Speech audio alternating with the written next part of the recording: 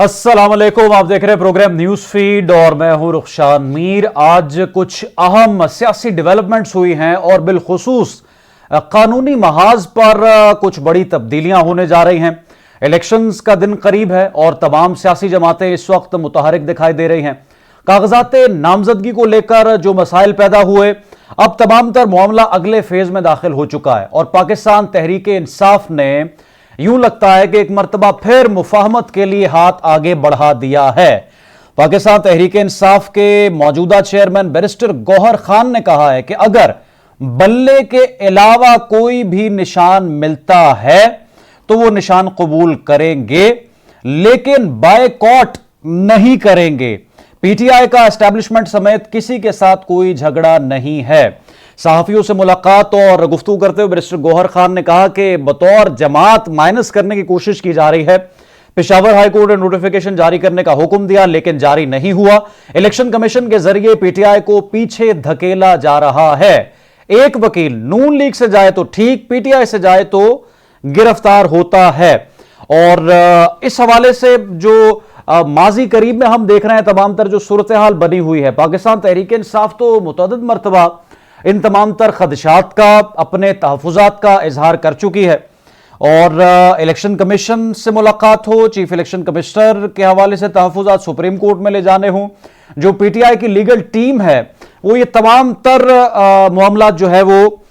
निभा चुकी है। इस वक्त सुप्रीम कोर्ट ने, जो बैरिस्टर गौहर खान ने कहा कि सुप्रीम कोर्ट ने नॉन पार्टी बेस्ड इलेक्शन से रोका है। इलेक्शन का मामला सुप्रीम कोर्ट में है, उम्मीद है सुप्रीम कोर्ट शफाफ इंतखाबात करवाएगी। फौज हमारी है, मुल्क भी हमारा है, हमें कोई भी निशान मिले उसे कबूल करेंगे। अब सूरत हाल जो है किस तरफ जारी है, कौमी एहतसाब ब्यूरो ने जो है वो इस्लामाबाद हाई कोर्ट से रुजू कर लिया है और सजा याफ्ता अफराद के लिए इलेक्शन लड़ने के मामले के हवाले से जो है उन्होंने इस्तदा की है। अब सजा याफ्ता पाकिस्तान में वो बानी पीटीआई इमरान खान भी हैं, वो तो शहबाज शरीफ भी है, मियां मोहम्मद नवाज शरीफ भी हैं, तमाम जो सियासी जमातें हैं उनके लीडर सजा याफ्ता रह चुके हैं। लेकिन यह मामला अब किसके लिए मुश्किलात खड़ी कर सकता है, इस पर हम प्रोग्राम में तफसीलन बात करेंगे कि सजा याफ्ता के इलेक्शन लड़ने के खिलाफ नैब जो मैदान में आया है, क्या इससे नून लीग के लिए भी मसाइल खड़े होंगे? ये तमाम तर जो मामलात और मसाइल हैं सिर्फ कन्फाइन है पाकिस्तान तहरीक इंसाफ के लिए, एक बड़ा अहम इशू है। दूसरे नंबर पर जो कुछ बड़ी तकलीफ दे वीडियो सामने आ रही हैं इलेक्शंस के करीब आते ही, आज जिस तरह से ह्यूमन राइट्स कमीशन के जो रहनुमा है उन्होंने भी प्रेस कॉन्फ्रेंस की है और ये खदशात जाहिर किए हैं कि इलेक्शंस फ्री एंड फेयर नहीं हो रहे, और अगर इस तरह के हालात में इलेक्शंस होंगे और जो हुकूमत तश्कील पाएगी उसको लेकर सवालात उठेंगे। और क्या तमाम सियासी जमातें या जो पाकिस्तान की आवाम है बिलखुसूस, जिसने 8 फरवरी को फैसला करना है, जिसने बैलेट पेपर पर मोहर लगानी है और जो इलेक्शंस का इंतजार कर रही है, क्या उनको इन इलेक्शंस पर एतमाद होगा? इस पर हम तफसीलन बात करेंगे। निगरान वजीर आजम अनवारुल हक काकड़ साहब ने जो बड़ी आज अहम प्रेस कॉन्फ्रेंस की है, मीडिया से गुफ्तगू की है,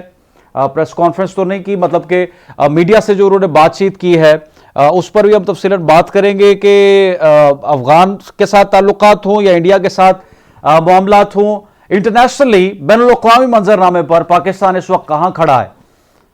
हमारे साथ इस वक्त मौजूद हैं स्काइप पर आरिफ चौधरी साहब, और आरिफ चौधरी साहब हमें कुछ ही देर में ज्वाइन कर रहे हैं, उनसे हम बात करेंगे और उनसे ये भी जानने की कोशिश करेंगे कि नैब ने जो सजा याफ्ता के इलेक्शन लड़ने के खिलाफ इस्लामाबाद हाई कोर्ट से रुजू किया है कि सजा याफ्ता की 10 साल की नाअहली की मुद्दत बहाल करें और जो सिंगल बेंच का फैसला मुअत्तल करने की इस्तदा की गई है, इस हवाले से कानून क्या कहता है। और दूसरी जानिब लाहौर हाई कोर्ट में जो एक पाकिस्तान तहरीक इंसाफ की तरफ से जो एक पिटीशन दायर की गई थी, उस हवाले से भी हम प्रोग्राम बात करेंगे। एक मुख्तसर से ब्रेक के बाद हाजिर होते हैं।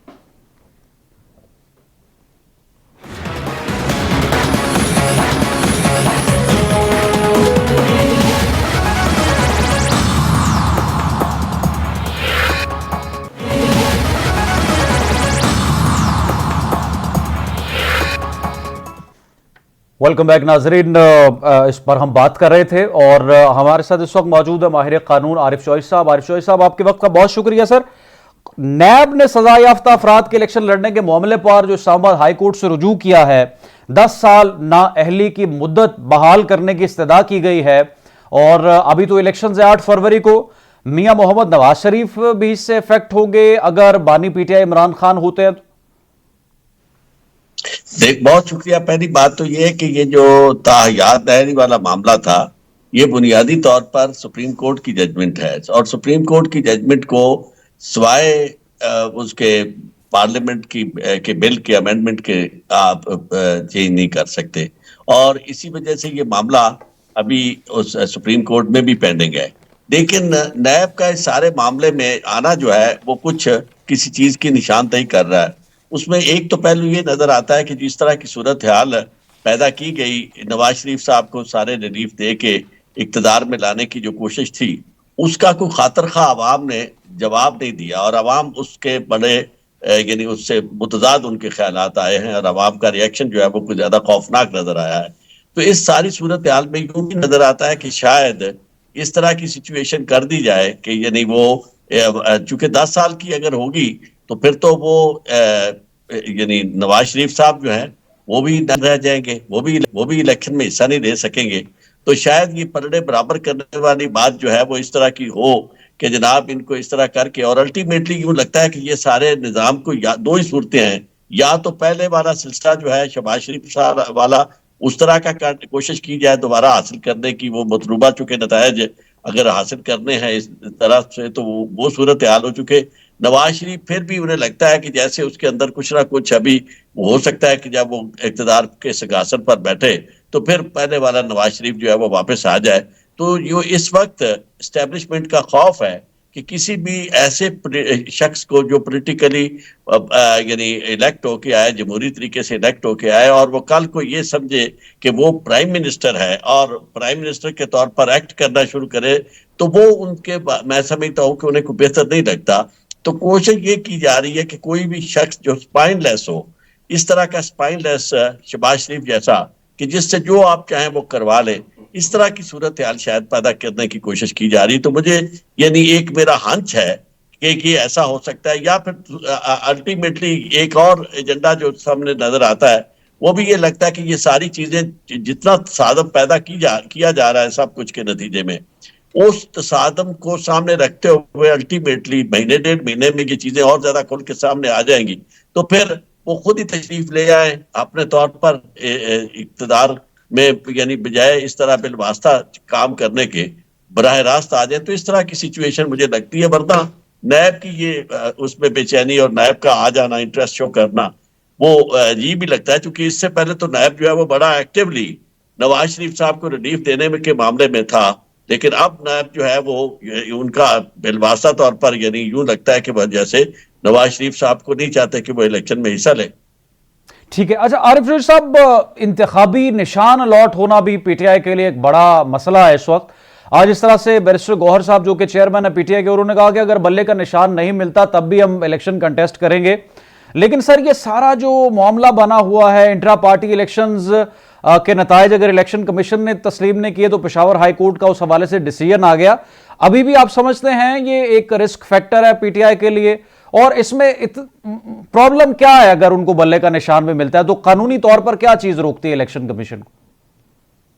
دیکھیں، الیکشن کمیشن تو غیر قانونی کام کر رہا ہے، کیونکہ بلے کا نشان جو ہے یہ انہوں نے کسی بھی پولیٹیکل پارٹی کی شناخت بن جاتا ہے نشان، اور جس طرح دو باقی پولیٹیکل پارٹیز نے بہت عرصے کے ساتھ یعنی یہ ارن کیا ہے کہ ایک ان کی جو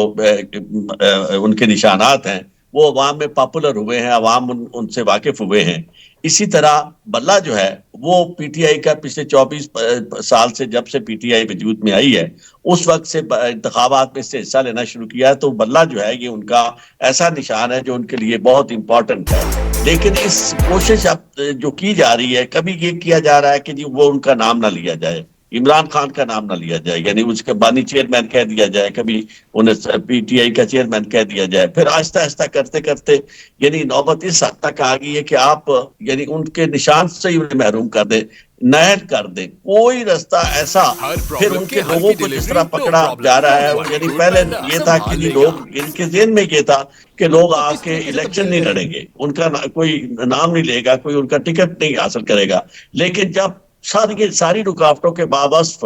یعنی سب حلقوں میں کاغذات بھی پی ٹی آئی کے لوگوں کے سب سے زیادہ آ گئے, پھر اس کے بعد دوسرا رستہ اختیار کیا گیا کہ اس کو یعنی جو ان کے کاغذات مسترد کر دیے جائے, اور ساتھ ہی یہ پوری کوشش کی جا رہی ہے کہ چلو اس بہانے کنفیوژن ہو جائے گی نشان, اور خاص طور پہ جو مخصوص نشستوں والا معاملہ ہے اس میں بڑی پریشانی ہوگی, کیونکہ وہ کہیں گے کہ جناب یہ تو پی ٹی آئی کے نشان, یہ بلے کے نشان پر انہوں نے الیکشن نہیں لڑا. یعنی مطلب کنفیوژن کریٹ کر کے کوشش یہ کی جا رہی ہے کہ پہلی تو بات یہ کہ الیکشن سے آؤٹ ہو جائے پی ٹی آئی. دیگر 14 جماعتوں کو بھی نوٹسز جاری کیے گئے انٹرا پارٹی الیکشنز کے معاملے پر. یہ دیکھیں, یہ تو ظاہر ایسا تو ہوگا نا, انہیں تو بلایا جائے گا, ان سے پوچھا جائے گا. لیکن یہ ہے کہ کوئی پولیٹیکل پارٹی اگر وہ سیاسی جماعت ہے اور سیاسی شعور تو ظاہر ہے سیاسی جماعت کے پاس ہونا چاہیے, اسے کم از کم اس معاملے میں تو پارٹی نہیں بننا چاہیے. اور الیکشن کمیشن جو ہے اس کا اس معاملے میں پارٹی بن کے سامنے آنا یہ اس کی معاونت ظاہر کرتا ہے, اور یہ واضح کرتا ہے کہ الیکشن کمیشن وہ ایک پارٹی بنا ہوا ہے اور ایک خاص پولیٹیکل پارٹی کو فائدہ پہنچانے کے لیے وہ ہر کام کرنے کے لیے تیار ہے. ورنہ الیکشن کمیشن کا کیا کام ہے کہ وہ اس حد تک یعنی ہر معاملے میں ڈسکریمنیٹ کر رہا ہے پی ٹی آئی کے ساتھ. اگر توشہ خانہ والا کیس تھا اس میں باقی سب کے بارے میں کوئی رویہ, کوئی ایسی بات نہیں کی گئی. اگر یعنی فارن فنڈنگ کا معاملہ تھا, کسی اور پولیٹیکل پارٹی کو نہیں پوچھا گیا. اسی طرح اگر آپ انٹرا پارٹی الیکشن کی بات ہے تو اس میں بھی آپ بار بار جس کے خلاف جا رہے ہیں, جس کو گرل کر رہے ہیں, وہ پی ٹی آئی ہے. تو ایسی صورتحال میں میں سمجھتا ہوں ایک تو سب لوگ کہہ رہے ہیں کہ اس طرح کے الیکشن جو ہے وہ اپنی مقصدیت سے محروم ہو گئے ہیں, اور جس طرح کے لوگ اور ان کے کینڈیڈیٹس کے ساتھ جو رویہ اور جو کاغذات داخل کرنے والے تجویز کنندگان, تائید کنندگان ہیں, ان کو پکڑنا, ان کو جیل میں بھیجنا, ان کو اغوا کرنا, یہ ساری کی ساری وہ باتیں ہیں کہ جو الیکشن کی شفافیت پہ بہت بڑے اعتراض ہے. اور خاص طور پہ اگر نگران کا جو کانسیپٹ ہے, اگر وہ نگران جو ہے واقعی نگران ہے اور وہ غیر جانبدار ہیں تو پھر تو انہیں اس معاملے میں نہیں آنا چاہیے. لیکن آپ سب جانتے ہیں, ہم بچہ پوری دنیا میں جانتا ہے کہ یہ نگران کی نون اور مسلم لیگ کی نون جو ہے یہ کنٹینویشن ہے سیم 100/100 کے. جب الیکشن کمیشن نے ایک آئی باش کے طور پر یہ کہا کہ جناب یہ 6 وزراء جو ہیں وہ پی ٹی آئی اس میں گورنمنٹ میں نون کے جو ہیں وہ کیئر ٹیکر میں بھی ہیں, اس پہ کوئی ایکشن نہیں لیا گیا. اسی طرح آئی جی اسلام آباد کے بارے میں اور باقی لوگوں کے بارے میں کہا گیا کہ جناب ان کو تبدیل کیا جائے. الیکشن کمیشن نے لکھا, الیکشن کمیشن نے اس معاملے میں ذرا برابر تردد نہیں کیا. لیکن یہ جو تھا آروز والا معاملہ, اے آروز اور ڈی آروز والا, اس معاملے میں آخری لمحے تک انتظار کیا گیا اور پھر جا کے سیدھا سپریم کورٹ کے چیف جسٹس سے مل کے وہ فیصلہ کیا گیا جو وہ چاہتے تھے. اور وہ فیصلہ یہی تھا کہ وہی لوگ جو 16 یا 18 مہینے میں صرف ایک ہی کام پی ڈی ایم نے کیا, اور وہ کام یہ تھا کہ اپنی مرضی کے آروپ جو تھے وہ لگائے, ان کے ذریعے الیکشن کو مینیپولیٹ کیا جائے. سر یہ انٹرا پارٹی کا جو معاملہ ہے, جس طرح سے دوسری سیاسی جماعتوں کو بھی نوٹسز بھیجے گئے, پاکستان تحریک انصاف کو تو یہ ابھی تک ان کے لیے چیلنج ہے, گزشتہ 60 دنوں سے یہی معاملہ چل رہا ہے. اور جن ان کے رہنماؤں سے ہماری پروگرام میں گفتگو ہوتی ہے, بیرسٹر گوہر ہو یا شیر افضل مروت صاحب یا نعیم مجوتا صاحب, وہ کہتے ہیں کہ جتنے بھی وکلا فرنٹ پر اس وقت آ رہے ہیں یہ تو بانی پی ٹی آئی نے سجیسٹ کیے ہیں یا ان کو کہا ہے کہ آپ قیادت سنبھالے جب تک میں پابند سلاسل ہوں. سر انٹرا پارٹی الیکشن کا بنیادی طور پر کیا کانسیپٹ ہے؟ اگر پارٹی کا ایک چیئرمین جیل میں ہے یا کیسز فیس کر رہا ہے تو وہ سجیسٹ نہیں کر سکتا کہ آپ اتنی دیر الیکشن کیمپین رن کریں, اور اس پر اعتراض اٹھائے گا الیکشن کمیشن آئینی طور پر؟ دیکھیں, آپ کا سوال بجائے خود جواب اپنے اندر رکھتا ہے. بات یہ ہے کہ انٹرا پارٹی الیکشن ضروری ہوتے ہیں ساری پارٹی کے, جو بھی پولیٹیکل پارٹیز الیکشن میں آتی ہیں جو عوام کی نمائندگی کرنا چاہتی ہیں, ان کے اپنے پارٹی کے اندر انتخابات ہوں. لیکن یہ سارے کا سارا معاملہ جو ہے یہ آپ نے ایون ہینڈڈلی ڈیل کرنا ہوتا ہے. اب اگر پی ٹی آئی کو آپ یہ کہتے ہیں کہ جی آپ انٹرا پارٹی الیکشن کروائیں, تو اور ایسے موقع پہ کہتے ہیں, اس سے پہلے وہ کرا چکے ہیں اور آپ کے پاس وہ الیکشن کمیشن کے پاس داخل کر چکے ہیں اپنی ساری فہرستیں, اس کے بعد جب الیکشن سر کے اوپر آتا ہے اس وقت جب آپ انہیں یہ کہتے ہیں اور 28 دن تک آپ بالکل فیصلہ نہیں سناتے، اور جب فیصلہ سناتے ہیں پھر 20 دن دیتے ہیں. آپ دیکھیں کہ ٹوٹل 90 دن میں سے اگر یہ دن نکال لیے جائے تو پی ٹی آئی کے پاس الیکشن کا وقت کون سا بچتا ہے؟ آج تک پی ٹی آئی کو اس مخمسے سے نہیں نکلنے دیا گیا کہ جناب انٹرا پارٹی الیکشن آپ کے ہیں،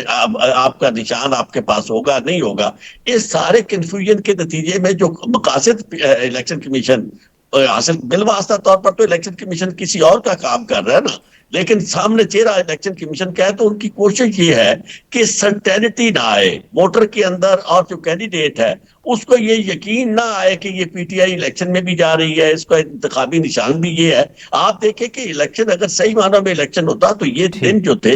یہ ساری پولیٹیکل پارٹی کو آزادی سے موقع دینے کے دن تھے، جس میں یہ الیکشن کے معاملے میں ان کی ڈیبیٹس ہوتی ہیں، اپنا اپنا منشور پیش کرتے ہیں، جس طرح ٹیلی ویژن پہ پہلے منشور کسی زمانے میں پیش ہوتے تھے. لیکن اب تو ساری کی ساری صورتحال ہی ڈفرنٹ ہے. یعنی آپ کو دن رات یہ فکر پڑی ہوئی ہے کہ ایک طرف جمشید دستی جو ہے اس کے گھر میں جا کے اس کی عزتیں پامال کی جا رہی ہیں، کسی اور شخص کو جا کے مارا جا رہا ہے، کسی کو پکڑا جا رہا ہے، اور سب ایک خوف اور ہراساں کرنے کی ایک پوری فضا ہے. وہ ساری فضا کے اندر آپ کو یہ نظر ہی نہیں آ رہا کہ پاکستان کے اندر کوئی آزادانہ اور منصفانہ انتخابات ہو رہے ہیں. تو ایسی صورتحال میں یہ بے فائدہ الیکشنز ہیں. اس کو نہ وہ سند حاصل ہوگی جو آئی ایم ایف کو چاہیے یا دوسری دنیا کو چاہیے، اور نہ ہی یہ وہ بات جو ہمارے جنرل صاحب کہتے ہیں کہ جی سوشل میڈیا کے میں تاثر دینے کا یہ کوشش کی جا رہی ہے کہ یہ فیلڈ سٹیٹ ہے. حضور یہ فیلڈ سٹیٹ جو ہے وہ اس وقت ثابت ہوتی ہے جب آپ کی پولیس جو ہے وہ لوگوں کے ہیومن رائٹس کو پامال کرتے ہوئے ان کے گھر کے اندر گھس جاتی ہے اور آپ لوگوں کو لاپتہ کر دیتے ہیں. اگر آپ لوگوں کو لاپتہ نہ کریں، آپ الیکشن کو فیئر اور فری ہونے دیں، ساری پولیٹیکل پارٹیز کو ایون ہینڈلی ڈیل کریں، تو اس میں کسی کو شک نہیں ہوگا اور کوئی نہیں کہے گا کہ یہ فیئر سٹیٹ ہے. لیکن اگر آپ یہ کہیں یہ سوشل میڈیا وہی دکھائے گا جو اس کے سامنے، آپ نے چینل سارے بند کر دیے، چینلوں پہ کوئی بات آپ نہیں کرنے دیتے، لیکن لوگوں کے پاس تو سارا نظام موجود ہے. بہت شکریہ ماہر قانون عارف چوہی صاحب، پروگرام میں ہمارے ساتھ موجود تھے. ناظرین، 2024 کو لے کر تمام در تیاریاں تو کی جا رہی ہیں، اور اس حوالے سے مختلف سٹیٹمنٹس بھی آ رہے ہیں کہ الیکشنز کے لیے تمام تر ٹیمیں تشکیل دی جا رہی ہیں، کاغذات نامزدگی مسترد نہیں ہوئے. الیکشن کمیشن نے جو ہے ریٹرننگ افسروں کے فیصلوں پر اپیلوں کا عمل آج سے 3 جنوری تک جاری رکھنے کا اعلان کیا ہے، اور ان اپیلوں پر انتخابی ٹریبیونل 10 جنوری تک فیصلہ کریں گے، جبکہ امیدوار اپنے کاغذات 12 جنوری تک واپس لے سکتے ہیں. پاکستان تحریک انصاف کے رہنماؤں نے جس طرح سے کاغذات نامزدگی جمع کروائے ہیں، وہ تمام تر ویڈیوز اور تصاویر تو ہمارے سامنے موجود ہیں. اب سوال یہ ہے کہ نگران حکومت کی جو پرفارمنس ہے، یا نگران حکومت کی عوام کو لے کر اور تمام تر چیزوں کو لے کر جو پرفارمنس ہے، آج 1 جنوری کو ہر گھنٹے کے بعد 1 گھنٹہ لاہور شہر میں، جس میں بہت سے ڈیولپمنٹس کے کام بھی ہوئے ہیں، اور نگران حکومت نے یہاں پر بڑا انفراسٹرکچر کو بڑا امپروو کیا ہے. اس مختصر سے دورانیے میں 1 گھنٹے کے بعد 1 گھنٹہ غیر اعلانیہ لوڈ شیڈنگ لاہور شہر میں آج ہو رہی ہے، اور اسی طرح سے باقی معاملات بھی ڈسٹربنس کا شکار ہے. لیکن سوال یہ ہے کہ جو بنیادی ذمہ داری ہے اس کو تو کسی طریقے سے پورا کیا جائے، اور جو حلف لے کر نگران حکومت تشکیل پائی تھی اس حلف کی پاسداری تو کم از کم ہو. دوسری جانب ناظرین، آج ہم بات کرنے لگے ہیں 1 جنوری کو ہونے والی عالمی سطح پر ایک اہم ڈیولپمنٹ کے حوالے سے. نئے سال کا آغاز ہوا ہے. پاکستان اور بھارت کے درمیان جو تعلقات ہیں وہ کس سمت میں گامزن ہیں؟ ایٹمی تنصیبات کی فہرستوں کا تبادلہ کیا گیا ہے، اور پاکستان نے فہرست معاہدے کے تحت اسلام آباد میں بھارتی ہائی کمیشن کے نمائندے کے حوالے یہ فہرست کی ہے، اور اپنی ایٹمی سہولیات کی فہرست نئی دہلی میں پاکستان ہائی کمیشن کے نمائندے کے حوالے کر دی ہے. پاک بھارت کے درمیان قیدیوں کی فہرست کا بھی تبادلہ ہوا، اور فہرست کا تبادلہ 2008 کے معاہدے کے تحت دہلی اور اسلام آباد میں بیک وقت ہوا ہے. اب ایک طرف تو مشرق وسطیٰ کی صورتحال ہے مسلسل بگاڑ کا شکار، دوسری طرف ہمارا افغانستان کے ساتھ جو بارڈر ہے وہاں سے بھی کوئی مثبت خبریں نہیں آ رہی. افغانستان کے ساتھ یہ جو آج ڈیولپمنٹ ہوئی ہے یہ انڈیا کے ساتھ تعلقات میں کیا تبدیلی لے کر آ سکتی ہے، اور آنے والے وقت میں پاکستان اور بھارت کے درمیان تعلقات کیسے ہوں گے؟ ہمیں پروگرام میں ज्वाइन कर रहे हैं। सैयद मोहम्मद अली साहब, माहिर बैनुल-अक़वामी उमूर, आपके वक्त का बहुत शुक्रिया सर। आज 1 जनवरी को नए साल के आगाज पर पाकिस्तान और भारत के दरमियान जो तनसीबात की फहरिस्तों का तबादला हुआ है, इससे क्या मुराद ले सकते हैं हम? सैयद मोहम्मद अली जी, अस्सलाम वालेकुम। आपको मेरी आवाज आ रही है? जी, आपकी आवाज आ रही है जी, बहुत शुक्रिया। देखिए, भारत और पाकिस्तान के दरमियान बहुत सारे बायलैटरल एग्रीमेंट्स मौजूद हैं, जिनमें से एक जो बहुत अहम एग्रीमेंट है वो इस हवाले से है कि दोनों ममालिक जो हैं अपनी जो न्यूक्लियर इंस्टॉलेशंस हैं उनकी फहरिस्त रेगुलरली हर साल 1 जनवरी को एक्सचेंज करते हैं, और इसका बुनियादी मकसद ये है कि दोनों ममालिक के दरमियान तस्वीराती जो एस्केलेशन है उसको प्रिवेंट करने के लिए और एतमाद साजी के लिए ये कदम उठाया जाता है। और आपको ये बताता चलूं कि पिछले तकरीबन 30 साल के दौरान कशीदगी के कई हालात और दौर के दौरान भी ये जो प्रोसेस है ये मुनक़ता नहीं हुआ, और दोनों ममालिक बाकायदगी से इस एग्रीमेंट को फॉलो करते हैं, इसको एडहेयर करते हैं और ये लिस्ट एक्सचेंज करते हैं, जिसका मकसद ये है कि दोनों ममालिक के दरमियान एक एतमाद को बरकरार रखा जाए ताकि जंग या फौरन जो कशीदगी है उसको प्रिवेंट किया जा सके। अच्छा सर, इसराइली हमलों पर भी हम कुछ बात करते हैं। फ़लस्तीनियों के लिए जो 2023 है वो नस्ल कुशी का साल साबित हुआ है, और इस साल के आखिरी 3 माह जो हैं हर दिन और हर लम्हा इसराइलियों ने बमबारी की है जो पैलेस्टीनियन सिविलियन एरियाज हैं वहाँ पर। और ये मशरिक़ वस्ता नहीं बल्कि पूरी दुनिया के लिए ये जो सूरत हाल बनी है फ़लस्तीनी मुसलमानों के लिए, ये इंतहाई खौफनाक है। अब सर नया साल है और जंग में कैजुअलिटीज़ हज़ारों की तादाद में हो चुकी हैं। आपको लगता है कि अब मशरिक़ वस्ता की सूरत हाल कुछ तब्दील होगी या ये मामला इस साल भी इस तरह ही चलेगा? देखिए, ये जो बहुत ही अफसोसनाक सूरत हाल इस वक्त गजा में दरपेश है हमारे फ़लस्तीनी भाइयों को, उसको 2 एतबार से जामिया और हकीकत पसंदाना अंदाज में देखा जा सकता है। एक उसका उसूली, कानूनी और नज़रियाती पहलू है, और दूसरा उसका तस्वीराती पहलू है। जो इसका उसूली, कानूनी और नज़रियाती पहलू है वो ये है कि इसमें कोई 2 राय नहीं है कि एक जानिब जो है आप देख रहे हैं कि जुल्म और सितम की इंतहा है, जबकि दूसरी जानिब जो है सब्र, इस्तिकामत और हौसले की इंतहा है। और इन 2 इंतहाओं का एक नज़रियाती और इंसानी तनाज़ा इस वक्त पूरी दुनिया के सामने हो रहा है, और पूरी दुनिया में जो बाज़मीर कौमें हैं और अफराद हैं वो उनके दुख दर्द में भी शरीक हैं और इस जुल्म और बर्बरियत को कंडेम भी कर रहे हैं। लेकिन जो दूसरा तस्वीराती पहलू है वो थोड़ा सा तकलीफदेह है लेकिन हक़ाइक़ पर मबनी है, और वो ये है कि बदकिस्मती से तमाम तर तशवीश और कंडेमनेशन के बावजूद आलमी ताकतें जो हैं वो इसराइल पर कोई माशी या दिफाई पाबंदियां अभी तक मौसर अंदाज में लगाने में नाकाम नजर आती हैं, जिसके जरिए से इसराइल को मजबूर किया जा सके कि वो जंग बंद कर सके। तो ये दूसरा पहलू है। अब आने वाले साल का जहां तक ताल्लुक है, अब 2-3 जो सिनारियोज हैं वो मोस्ट लाइकली हैं। पहली बात ये है कि ये बात यकीनन एक बहुत बड़ी हकीकत है कि जो हमारे फ़लस्तीनी भाई हैं वो 75 साल से इसराइली जुल्म और बर्बरियत का निशाना बन रहे हैं, लेकिन उसके बावजूद वो अपने उसूली मौक़िफ़ पे कायम हैं। पाकिस्तान जो है वो सिफारती सतह पे, इखलाकी सतह पे, कानूनी सतह पे, सिफारती सतह पे मुकम्मल और मुसलसल उनकी हिमायत करता है। 2 स्टेट सोल्यूशन की जहां तक बात है या फ़लस्तीनियों की अपनी हक़ रायदही की जहां तक बात है या आज़ाद, खुद मुख्तार, गैर मुनक़सिम فلسطینی ریاست کے قیام اور بیت المقدس